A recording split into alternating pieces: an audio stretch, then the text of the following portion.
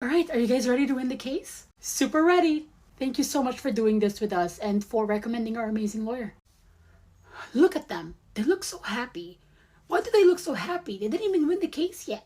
Because they know they're gonna win this case, Nicole. They got all the evidences, and what do we get? Just tampered timesheets.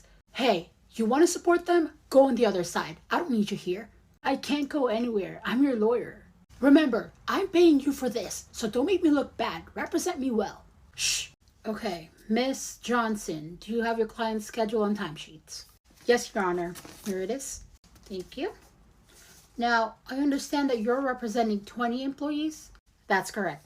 And this is for deducting paid breaks and altering time cards to reduce work hours? Yes, Your Honor. Okay, so based on these evidences I received, the average employee worked a total of 8 years with 1,008 hours of back wages. And do you have your evidence, Miss Holmes? Yes, we do. Here are their schedule and timesheets. How are these different from what Miss Johnson submitted? That's because Miss Holmes' client tampered the schedule and the timesheets, Your Honor. Objection, Your Honor. Hearsay.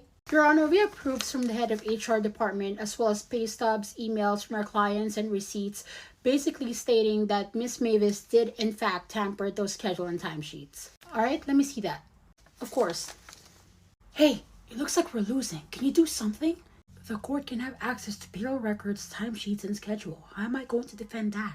Alright, the court will need some time to review this case. I will have the final verdict in 3 days. Good morning, I have my final verdict. And the court is going in favor of the defendant. Yes!